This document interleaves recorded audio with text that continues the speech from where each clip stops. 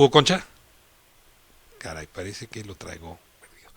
Déjeme insistir con este otro argumento.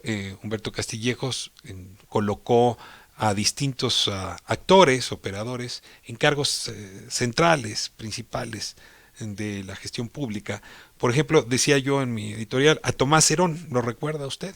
Tomás Herón fue el director de la Agencia de Investigación Criminal. Recientemente ha sido señalado porque recibió información temprana de que los muchachos de Ayotzinapa pudieron haber sido conducidos la noche del 26 al 27 de septiembre de 2014 hacia, hacia Huitzuco y destinos muy distintos al basurero de Cocula.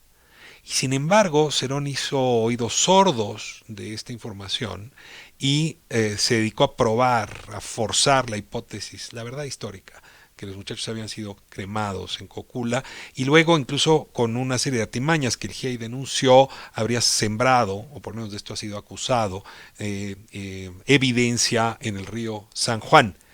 Claro, Tomás Herón tenía una prisa enorme por resolver el caso, porque a su vez tenía una presión política enorme que venía desde Los Pinos. Humberto Castillejos ha sido señalado como alguien que desde Los Pinos presionó la investigación más importante que ha tenido este país de cara al mundo, desde luego de cara a nuestra propia población. Y desde ahí, pues vale la pena analizar el perfil de Humberto Castillejos. Tengo ya a Hugo Concha en la línea. Hugo, ¿cómo estás? Muy bien, desapareciendo en esta línea rara, Sí, te pero aquí perdí hace un andamos. rato. Ya Sí, vi querido que tú Ricardo, como las cuentas se te congela y se te descongela. esperemos que no. A ver, ¿algo de verosimilitud tiene esta acusación de Santiago Nieto con respecto a Humberto Castillo? No te estoy pidiendo que lo juzgues, pero simplemente si, como se dice en inglés, Hace, perdón que haga la sí, traducción, hace sentido lo que estás hace escuchando. mucho sentido, justo era la palabra que yo iba a usar, porque pues no hay nadie que haya estado ni siquiera adentro, simplemente enterado de cómo operaba el gobierno peñista, que sea ajeno a la enorme influencia, no solo jurídica, como tenía que serlo al ser el consejero jurídico del presidente, sino a la enorme influencia política que tenía Humberto Castillejos. Era un jugador decisivo en las estrategias políticas del peñismo, si no es que el más importante, incluso me atrevo a decir que en muchos casos por arriba del operador que tenía que estar en Bucareli, es decir, el secretario de Gobernación. Se sabe que Castillejos, de chiste le decían que era el senador, le ponían el número... 260, ¿qué? Sí, no, bueno, hay uno más de O los sea, que hay tiene el Senado, 228, que era el senador 229. 960, hay cuatro por entidad, ¿no? 164, y pues había uno más, ese era Humberto Castillejos, ¿no?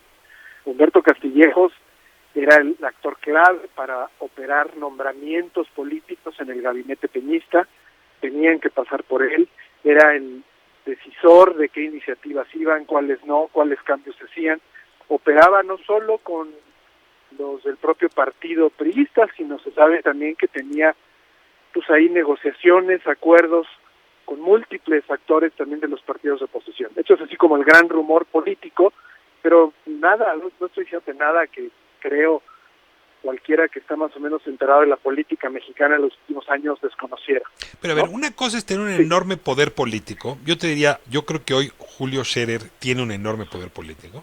sin Y duda. otra cosa es utilizarlo para manipular el congelamiento o cancelación de cuentas y Sí, sobre todo asociarte con despachos para que litiguen contra el Estado mexicano. O sea, esta claro, acusación claro. es haber utilizado el enorme poder político para beneficio tuyo en un Sí, tema donde pues quizá pocas cosas sean más sensibles. sí, pero ¿qué quiero decirte con esto, Ricardo? Yo creo que llega un momento en que cuando la influencia política desborda todos los niveles legales, constitucionales, y son funcionarios que ya de esta omnipresentes, casi me atrevo a decirlo, en todas las estrategias de un gobierno, que no es de extrañarse, si bien es un tema que hay que moverse con sigilo, puesto que al final del día es una acusación, y como muchas veces digo aquí en tu programa, habrá que ser investigado, Uh -huh. pero la hace alguien que llega a una silla desde donde está viendo, según la entrevista, desde donde está viendo lo que ocurría en esa silla, cómo a través de la UIS se operaba en este tipo de operaciones. Entonces hay cierta, yo diría, seriedad, obviamente, que se le tendrá que dar el peso ya en una investigación jurídica de quién lo está diciendo, ¿no? Ahora traigo una pregunta más de orden político. Sí. Tienes de un lado al presidente de la República diciendo punto final, persigamos corrupción de hoy hacia adelante, porque si no tendríamos que remitirnos hasta Porfirio Díaz. Y tienes a Santiago Nieto neciamente poniendo los temas que le importan en los medios de comunicación. Yo no lo alcanzo a llamar filtración, pero sí hay un litigio en medios para que los temas que él está persiguiendo se vuelvan públicos. ¿Es maña de Santiago Nieto para que una vez que se hace público ni el presidente los pueda echar atrás? ¿O habrá un acuerdo entre el presidente y Santiago Nieto para que uno dice una cosa y el otro dice la otra? ¿Cómo te explicas que de un lado el presidente dice yo no voy a juzgar hacia atrás y del otro lado Santiago Nieto, lo voy a usar en el lenguaje criminal, pone, señala, ¿no? Subraya a uno de los operadores principales de Enrique Peña Nieto? Hombre, si esta investigación toca a Humberto Castillejos, claro que va a terminar tocando al expresidente Peña Nieto. Ay, si no hay de otra, ¿no? Es el corazón del peñismo. La verdad, tu pregunta es muy buena, mi querido Ricardo, pero también es muy especulativa, ¿no? Es decir, ¿para dónde me oriento? Yo me oriento en este momento. Yo no veo a un funcionario público ya con el callo y ya lo que ha vivido Santiago Nieto, que haga este tipo de declaraciones kamikaze. Es decir, porque digo kamikaze, no se va a aventar algo en contra de lo que sabe que es la voluntad del presidente. Entonces me parecería ya ni siquiera... ¿Estás diciendo, y esto no es especulativo, no, que trae la bendición del presidente? Pues, si no la bendición, un respeto, vamos a ponerlo en términos positivos, un respeto a sus labores de investigación y autonomía. Autonomía técnica, ¿eh? Yo este rumor ya lo había escuchado. Este rumor ya lo había escuchado, no tenía prueba. Y ahora pues esta declaración lo corrobora. Pero dado que un rumor corroborado surge ahora, pues déjame traerte un rumor sin corroborar y también te lo pongo sobre la mesa. Se advierte que Castillejos colocó a muchos jueces que hoy están operando y decidiendo en el sistema y que pues son donde van a dar los amparos y son donde van a dar los casos que el despacho que actualmente tiene Humberto Castillejos lleva entre sus manos. Y esto querría decir pues que sigue teniendo un uso faccioso de la justicia a partir de esos nexos. Dada esta información, ¿te cabría la posibilidad de que también el Poder Judicial esté penetrado por intereses que no son los más legítimos ni los legales? Mira, yo sí creo que Castillejos tuvo enorme influencia en muchos de los nombramientos del Poder Judicial. Sobre todo yo creo que metió la mano en varios de los ministros.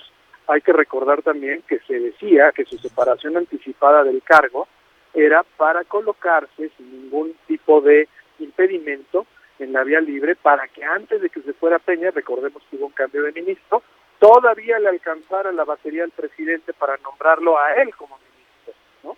Ese rumor estuvo.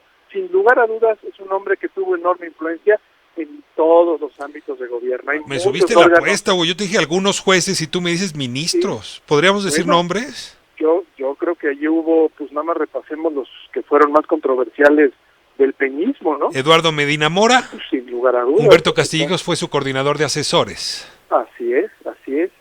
¿Quién más colocarías en esa misma dirección? Yo, mira, lo que pasa es que si empezamos a especular nombres, no tengo evidencias para decirlo, pero pues analicemos todos los nombramientos que fueron hechos en el sexenio de Peña y veamos qué tan cerca o no estuvieron de Castillejos. Te voy a dar otro dato más.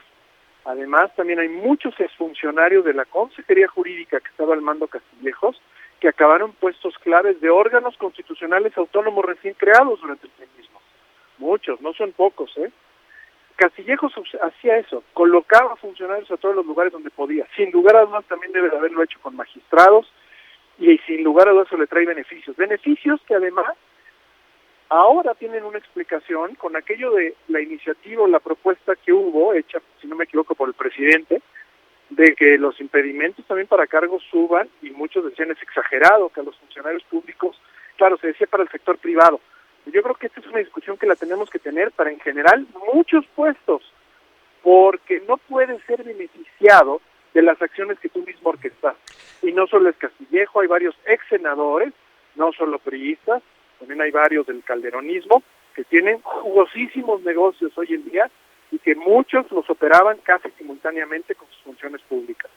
Castillejos es sin lugar a dudas el ejemplo más grande, el más notable, Y yo creo que esto nos va a dar mucha línea para seguirle discutiendo conforme se vayan aclarando más datos y hay alguna investigación. Ahora, el rompecabezas es complejo, ¿no? La última vez que Santiago Nieto soltó información muy seria tiene que ver con las supuestas depósitos en Inglaterra del ministro Eduardo Medina Mora. Fue un dime y direte muy serio, que serio, acabó poco claro, pero a ver, eso lo jugó. Ahora es Castillejos, es decir, que habría pareciera una red, digamos, que les reúne y que el fiscal Nieto pues los trae bajo la lupa. Así es, Ricardo. Bueno. Esperemos, y de veras yo lo deseo de todo corazón, que esto sea con pleno consentimiento de la voluntad presidencial, porque si no vamos a ver un desgaste de Santiago, que espero que no, ya que es un funcionario pues que ha hecho cosas, yo creo que ya muy valiosas en este régimen y en la... Pues esperas que esto no sea una salida en falso. No, si es una salida en falso va a ser muy cara y le va a costar muy caro a Santiago. Entonces, y Santiago ya ha vivido procesos de mucho desgaste parecidos a este, recordemos pues, su anterior desempeño en la FEPADE. Bueno, no te olvides que Santiago Nieto a su vez trabajó con el primo hermano de Humberto Castillejos, que es Raúl Cervantes. Así es. Entonces, era el otro datito que todavía no mencionábamos, que además entre primos te veas, ¿no? Estaban ahí muy bien. Alejandro, bueno, muy bien. Pues mira, nada más, luego la neurona no hace sinapsis a la velocidad que se requiere, ¿no? Son 128 senadores, se nos fue. Pero claro, es que con tantas discusiones de pronto se va, y a él le decían el senador 129, en efecto. Hugo Concha, te espero mañana.